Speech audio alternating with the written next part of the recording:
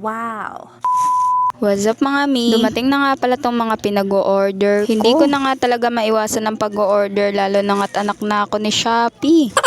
Balik kulang pa nga pala itong mga dumating mga mi dahil may tatlo pa nga akong inaantay. Ang akala ko talaga ay darating silang lahat ngayon, ang kaso nga lang ay bukas pa nga yung tatlo. At ito na nga pala yung una kong binuksan na ilagayan nga pala to ng toothbrush. In-order ko nga talaga to para nga may lagayan ng toothbrush si Curly, pero dyan ko na nga rin ilalagay yung toothbrush namin. Ang pangit kasi kapag doon lang din sa may sabunan yung toothbrush namin ay nadudumihan. Kaya mas maganda na rin na may lagayan kayong may takip. Umorder nga kasi ako ng bagong toothbrush ni Curly at bukas pa nga yung darating. At ito namang isa kong binuksan mga mi ay dede nga pala yan ni Curly. Nagulat pa nga ako dahil ang laki niya nga pala sa personal. Ito nga talaga yung gustong gusto ko orderin dati pa. Ang kaso nga lang ay maraming ang bote si Curly. Wala na nga pala yung mga bote niya kaya naman dalawa na lang yung ginagamit niya ngayon. Kaya naman naisipan kong umorder na nitong gustong gusto kong bote niya. Bali habang nagvo-voice over ako ngayon ay nagamit na nga pala yan ni Curly mga mi. At grabe habang nagtitimpla ako ng gatas niya, ito ang tuwa nga siya sa bagong itsura ng dede niya. At yung hawakan naman ng dede ay hinawakan niya nga talaga agad. Masarap lang din sa feeling na marunong na nga matuwa yung anak ko kapag gamit niya. Kaya naman wag ka mag-alala anak ko, order pa ng order si mama. Charis!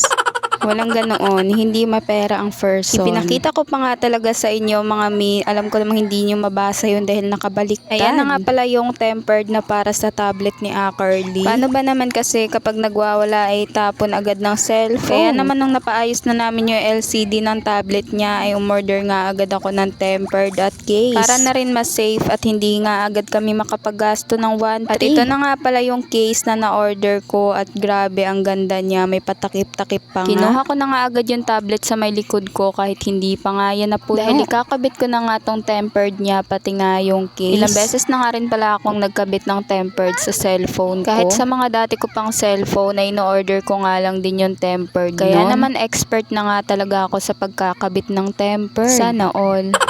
Bali, ang una ko nga palang pinunas dyan sa screen niya, mga mi, ay yung basa. Kasi nga, diba, may wet and dry. Madumi kasi yung screen niya, kaya naman pinunasan ko ng basa. Tapos ito't ginupit ko naman yung dry at pinunas ko dyan. Kailangan lang talaga natuyo talaga yung screen niya bago natin ikabit yung tempered. Para naman, mas maganda yung kinalabasan ng pagkakabit natin. Sinigurado ko talaga na pantay yung bawat gilid. Pero okay lang naman kung tabingi nga yung unang pagkakabit nyo dahil pwede nyo naman tanggalin ulit at ikabit ulit. Kabit nga ninyo ay hayaan nyo lang dahil kusa nga lang yan didikit. Tinanggal ko nga ulit siya dahil may bilog-bilog akong nakita at tabingi nga yung una kong pagkakabit. At ayan na nga yung kinalabasan niya mga mi, kaya naman pinunasan ko na agad ng wipes. Bali nilinisan ko lang yung likod ng tablet bago ko nga ikabit yung case. At talaga namang tuwang-tuwa ako dahil safe na nga yung tablet sa anak ko. At ayan na nga yung tsura niya mga mi, talaga namang gandang-ganda ako. At syempre after natin mag-unboxing ay magliligpit tayo nitong mga bubble wrap. Bali dahan-dahan nga lang pala ako dyan mga mi dahil tulog nga si Curly. Sinadya ko nga talagang matulog muna siya bago ako mag-unboxing para nga walang makulit. Ito na nga itatapon ko na sa sako yung mga kalat ko. Diyos mio. Mag-iinit nga pala ako ng tubig mga mi dahil kahit hapon na ay magkakapi ako. Dinamihan ko na nga rin pala yung tubig dahil lalagyan ko nga ng mainit yung mga dede ni Curly. Kailangan nga talaga muna i-sanitize yung mga dede bago nga ipagamit sa bata. Bali hinugasan ko na nga pala muna yan mga mi bago ko nga pakukuluan. At dahil hindi nga sila magkasya dyan sa isang lagayan ay nilipat ko na nga yung mga bote. Kaya ako nga pinakuluan agad yan dahil ipapagamit ko nga agad yan kay Curly pagising. Tuwing umaga nga pala kapag nagkakape ako ay pinapakuluan ko nga rin yung mga dede ni Curly bago niya gamitin. Huwag na nga kayo magtaka kung bakit ako nagkakape ng hapon dahil ganyan nga talaga ako. Para naman habang nag-edit